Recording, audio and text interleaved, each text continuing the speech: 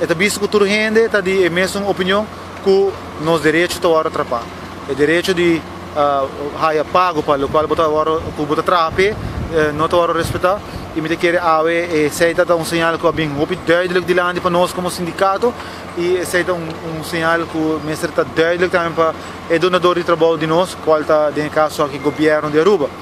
Mas ainda nós damos uma explicação vez mais a situação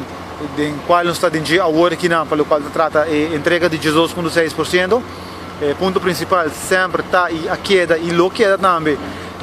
18,6 que o trabalhador quer back do seu salário,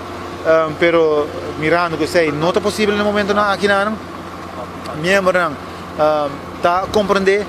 a colega não, vamos dizer assim não, só tem um membro também, colega não está a compreender e está full de acordo que se acaso o governo não pode dar nós 12,6% de salário back agora aqui, mestre só devia hora na maneira proponer para o sindicato não qual é 22 horas não para luna.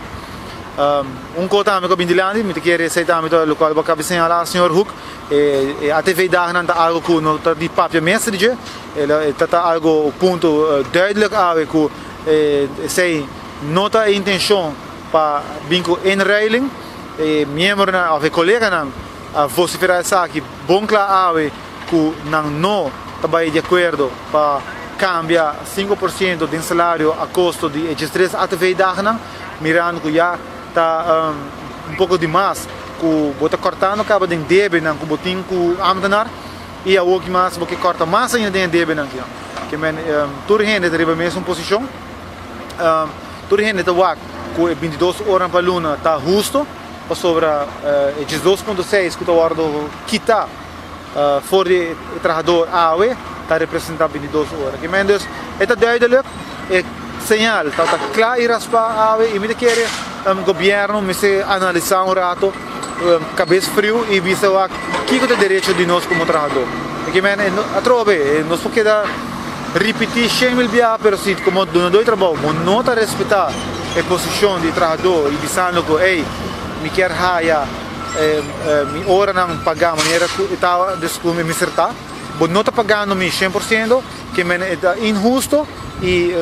não correto para exigir-me trabalhar 8 horas. Não é um governo que está para de integridade. Que se bota para de integridade, ando hora não lagi na palavra só. Botem que executar também. Que não está justo que bota exigir nós trabalhar 100% e bota pagar nós 87,4%. Imaginava amanhã que o governo visa nós temos que cortar em massa ainda, ando assim 25%, por exemplo, ando não pode expect que a amtenar também queira quieto, ando just lagabo trapar o seu direito. Nós cooperar, nós estamos solidários para mais de 21 lunas largo e me quer hoje em dia a maneira de vociferar nós quer trato igual.